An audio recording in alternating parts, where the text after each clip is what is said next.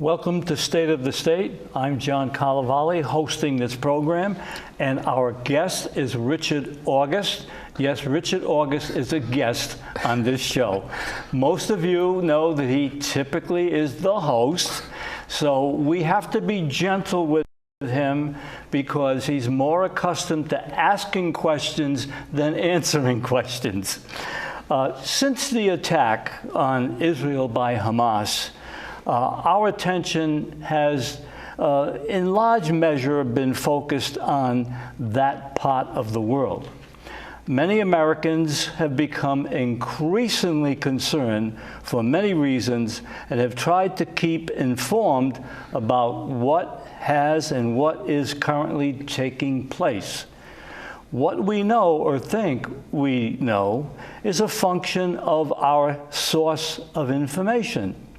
The reality of keeping ourselves informed about the particular matter is that no one information source is adequate.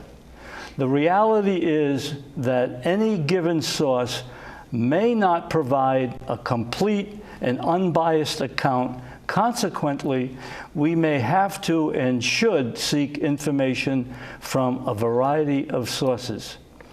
My guest is Dick August, as I said, who is, as many of you know, a host on State of the State. Dick is a disciplined interviewer and seeks to know the truth as best he can. So you will not be surprised that Dick has sought multiple sources to help him get to the most realistic and fair view of this particular matter. Dick, is that a fair statement for me to say? Yes, John, thank you. And I want to thank you for this opportunity to answer some questions. At the outset, let me be very clear that I am not a supporter of Hamas, nor do I believe that, that what they did on October 7th is in any way justified. But I've noticed that on right-wing talk radio and even the normal over-the-air news on the what they call the mainstream media, the drumbeat has become louder and louder that somehow Israel is retaliating for the attacks and somehow all the things that are happening are justified. And there's always two sides to every story. Yes, and for that reason, I have begun to listen to broadcasts from Great Britain. I've actually listened to the English language version of Al Jazeera, which is really very well done. But trying to balance what we're hearing here in our media with what is being reported and said from other sources, particularly overseas. And Dick, as you know, there have been demonstrations at colleges most recently, and one of my granddaughters just graduated, and sure enough, there was demonstrations going on during the graduation procedures. Dick, you have also noted this, and what is your view and what have you learned? Well, I think the first thing is that we have to understand that a demonstration that is peaceful is definitely protected under our First Amendment. Indeed. Even if we don't agree with the viewpoints that are being expressed. When a demonstration spills over into the occupation of buildings so that staff and faculty can't get to work, and particularly where they prevent Jewish students, for example, from going to class or even getting on campus, that is not acceptable. That is way beyond what is permitted under the First Amendment or just common decency. Sure. And I think the portrayal that we're hearing most often in the American media is that these are anti-Semitic in their motive and so forth. Very infrequently you'll hear the term pro-Hamas, which means, okay, so they're more supportive of Hamas than they are of Israel.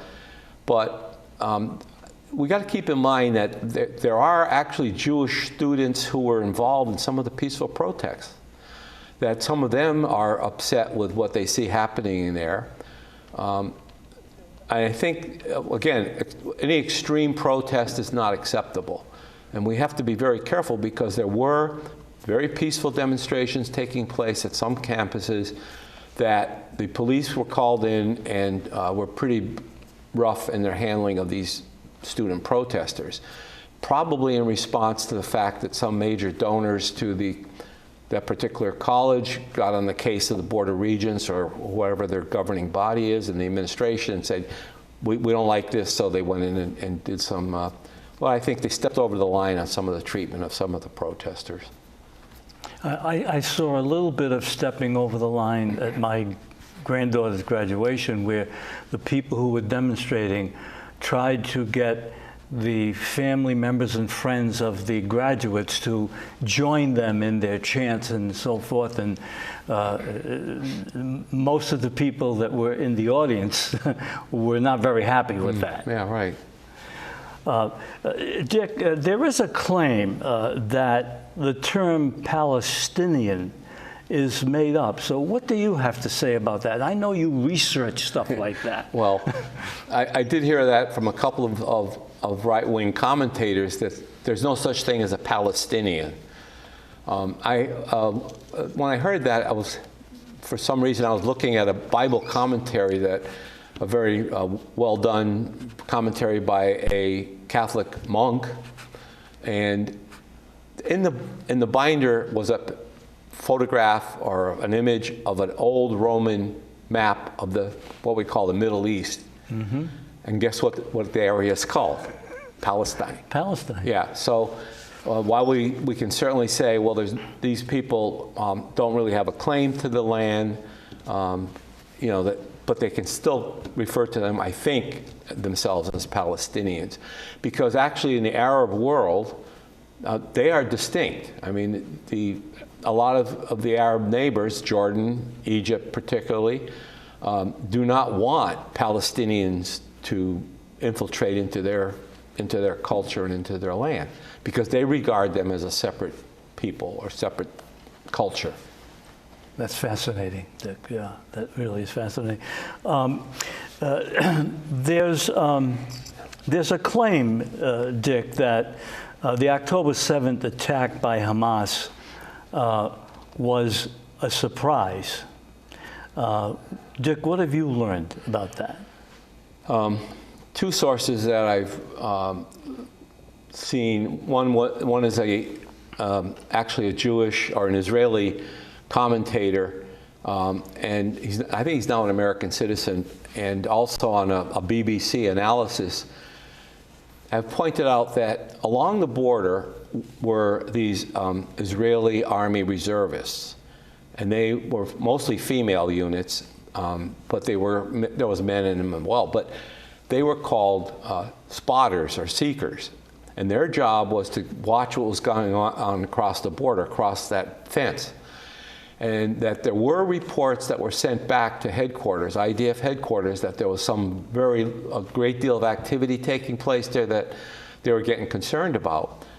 And that sources within the Israeli Defense Force have acknowledged that they were told to stand down and be quiet, that they were just doing maneuvers over there in Gaza.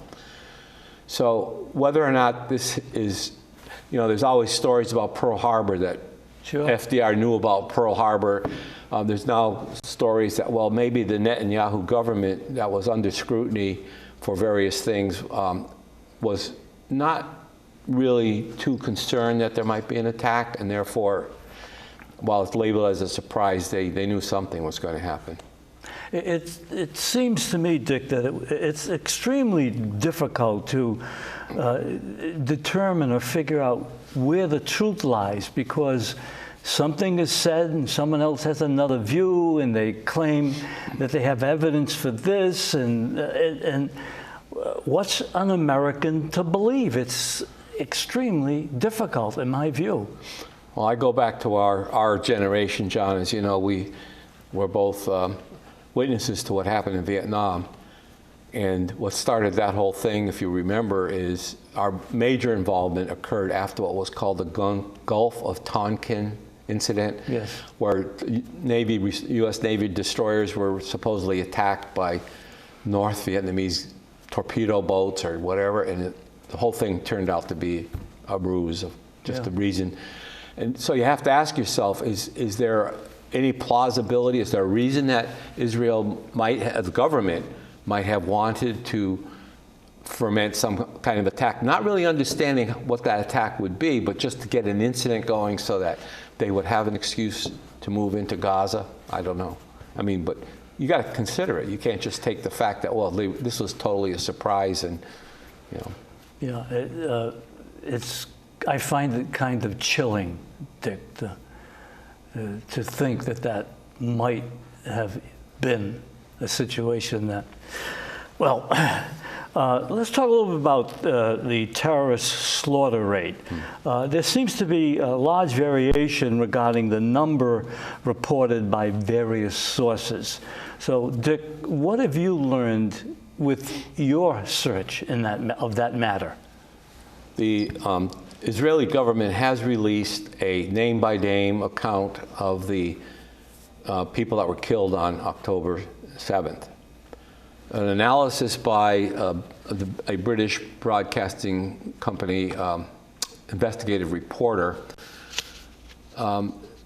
yes, there was about 1,500 people killed that day, Israelis, and some were other nationalities who were there in that area. However, there is very credible evidence that many of the casualties were caused by, quote, friendly fire. That upon notification, when they really realized what was happening, and the objective of the attack of Hamas was really to get hostages and bring them back into Gaza so they could be exchanged for Palestinians that were being held by Israel. And obviously the whole thing got out of hand, which is very easy to, if you've ever seen a crowd reaction to something, it may start off easy, but all of a sudden it takes its own momentum of its own. And there were 12 Apache helicopters, attack helicopters, launched by the Israeli Air Force. And they shot up a number of cars that were fleeing with hostages in them, which means their occupants, the hostages and the hostage takers, were killed. In addition, many of the houses that were occupied by Israelis were actually taken under fire by, when the tanks came up, if they felt or they had indications that there were some Hamas terrorists in a building, they were firing into that building, irrespective of whether or not there were civilian occupants were still in there. So there's probably not an accurate way to tell how much that happened, but certainly there were friendly fire casualties included in that 1,500 number that's bandied about, very unfortunately. In addition, this list that was analyzed by the British broadcasting journalist shows that the claims that babies were being thrown into ovens and so forth are very unreliable, that there were only, of the 1,500 casualties, there's only 2 that could be classified as babies, and neither one of those were found to be put into ovens. So it's, it's one of those things, they call it the fog of war, or whatever you want. You can call it propaganda. It was a loss of life, and I think what people have to understand is the Israeli Defense Forces operate under what they call the Hannibal Protocol, which many people have not heard of. The Hannibal Protocol says that if you can take out the hostage takers, and even at the risk of killing the hostages, go ahead and take the shot. Now, the reason for that is some years ago, when Israel experienced the same thing, they had to release several hundred, I believe, Palestinian prisoners that they had in exchange for 1 or 2 soldiers, Israeli soldiers that had been captured by Hamas. And so this idea that killing the hostage is acceptable if you can kill the hostage takers is acceptable. And this, I mean, this is totally against anything that American forces would be allowed to do under the rules of engagement, which they operate under. Yes. So that was kind of disturbing when I learned of that, and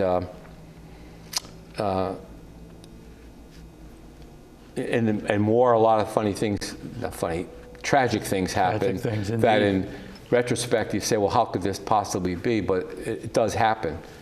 And if you look back at the analysis of casualties in many wars, during World War II, there was a great debate about whether or not we should bomb cities with civilians in them. Yeah. And we certainly went ahead and did that, and certainly with pretty bad results as far as the civilian population. So. And of course, Dick, there is the claim that goes something like this, that Israel is simply defending itself.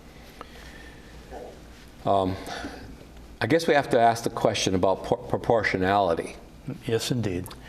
If you incur 1,500 casualties, some of them by friendly fire, some of them by hostile action, is it acceptable to, in return, kill 50,000 people or maim 50,000 people, many of them children? We just heard reports today, we're taping this on the day after Memorial Day, but after the Memorial, over the weekend, Israel attacked a refugee camp in Gaza near this area called Rafah, which is right on the Egyptian border. And they set fire to the tents that people were in, with the result that 43 people, men, women, and children, were burned to death. The Air Force had knocked out the water pumping station, so there was no way they could even put out the flames. Israel, once again, has said, oh, this was a mistake, but we did kill 2 Hamas terrorists. One of the things people have to understand, John, is that the Israeli intelligence agency, that would be similar to our CIA, operates with an AI operation that's codenamed Lavender. After 6 days of the war, virtually all of the military-related command and control targets in Gaza had been wiped out by the Israelis. So they have turned to this artificial intelligence program to assess the probability that a terrorist might be in a building or in an area. And if it's better than 50-50, I guess, well, okay, we'll go ahead and take the shot. Because once again, under this idea of the Hannibal Protocol, those civilian casualties are acceptable collateral damage if we can take out 1 or 2 Hamas terrorists. I saw before Memorial Day, there was a U.S. senator who came out of a meeting with the Israeli government, and she was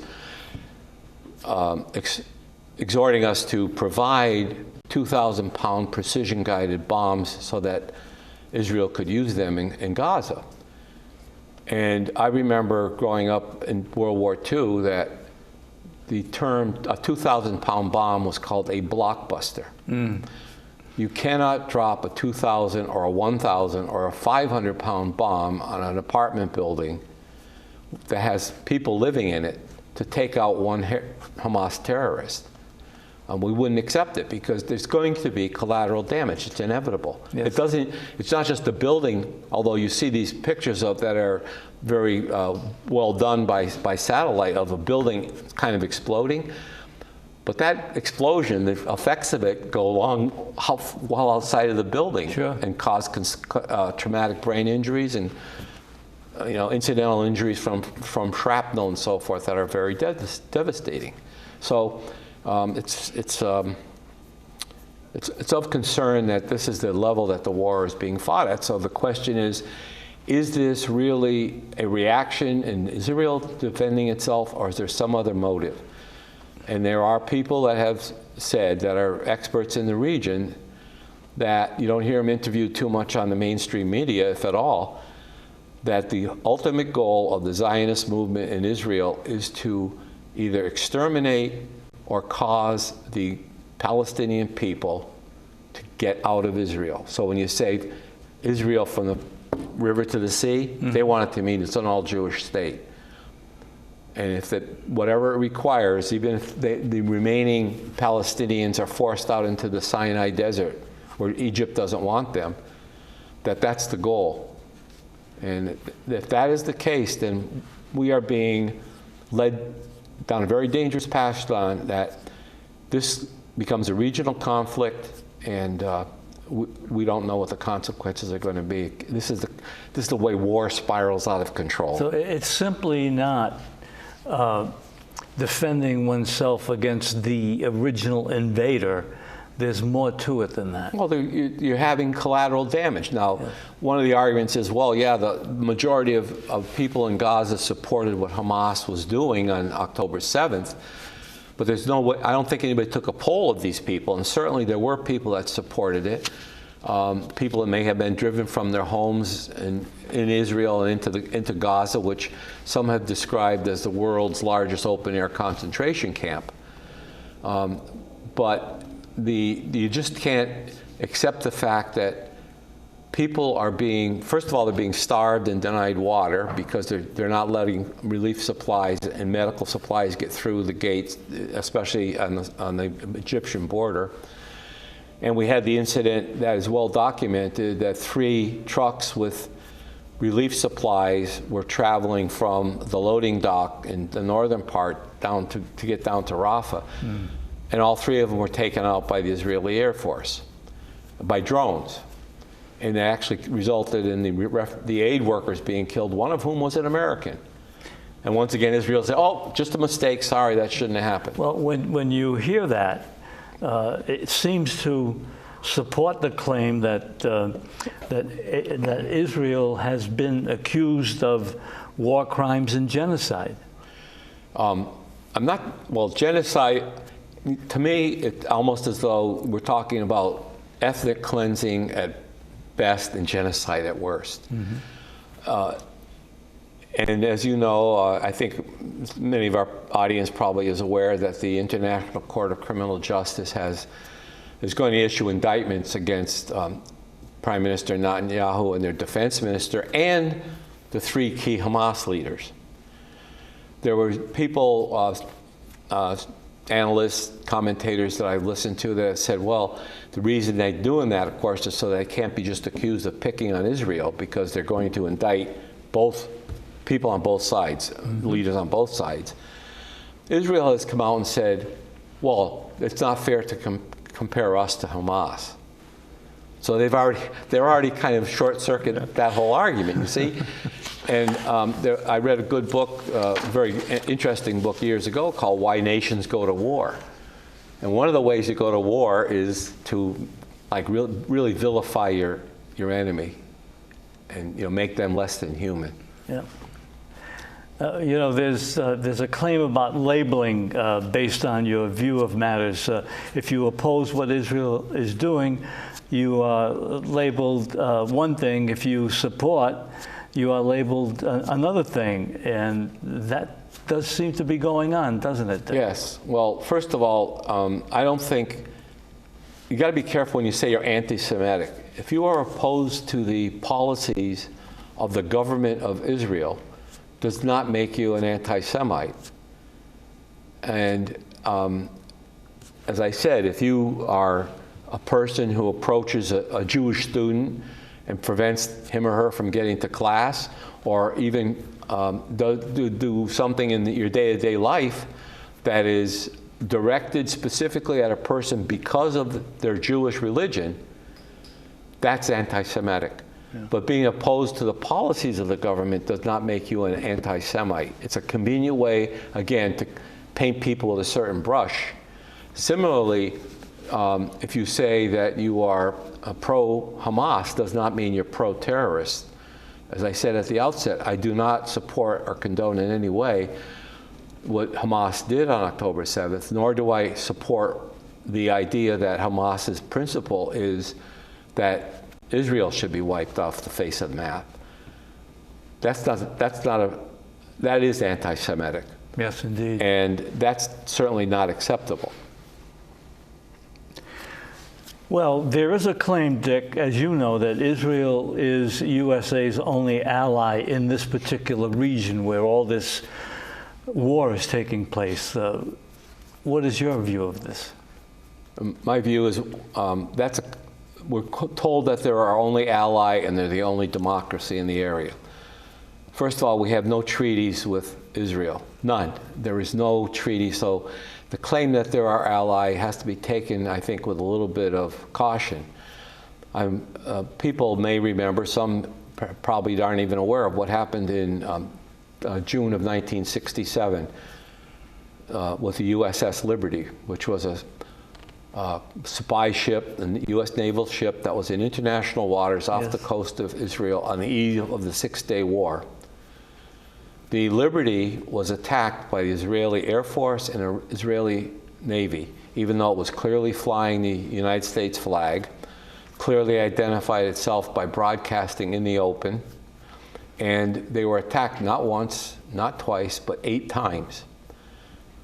And wow. Yes, and at one point, the United States actually scrambled fighter planes from the air base in Italy to go to the defense of the Liberty, and were sent back, and it's believed that it was upon orders of Robert S. McNamara, Secretary of Defense, told them to turn back. The Liberty sustained, I think 34 U.S. sailors were killed and over 100 were wounded. Ultimately, Israel did make reparations to those killed and those injured. The captain of the USS Liberty was awarded the Medal of Honor for his valor in saving the ship, because he was able, despite terrible casualties and despite damage to the ship, was able to get it back to safe port where the wounded could be taken care of and the dead could be taken off. But strangely enough, instead of a ceremony at the White House where medals of honor are usually awarded, it was quietly given to him at the Navy base, I think in Philadelphia Naval. So, and the surgeon on that ship was awarded the Silver Star because despite his own injuries, he continued to save lives of the crew. Israel never apologized for that, and they said what is believed is they were concerned that the Liberty would pick up their signals of their impending attack in the Six-Day War and would warn Egypt and the other Arab nations. Because why? Because we wanted to make sure the Suez Canal stayed open. Dick, we have less than a minute remaining, so my last question, quickly. Israel's response to 300 drones and missiles was a disproportionate response. It was a response to an attack, John, on sovereign territory. Israel attacked a consulate in another country, an Iranian consulate, and ostensibly, again, there were Hamas generals or whatever there, but this is foreign attack on a foreign country. Yes. Of the 300 drones that were launched, only 9 of them were actually what we would call precision-guided munitions. 7 of them reached the target. The others were really to identify where the Israeli missile sites were located. So they were like pawns on a chessboard. Wow. Dick, we're just about out of time. Thank you so much for enlightening us. And once again, I must repeat that that what we know is only as good as our sources. And I believe that we no longer can rely on just one source to get a reasonable view of what is actually going on anywhere. And that may even apply to right here in our homeland. Thank you for watching State of the State, and please join us again for our next edition of State of the State.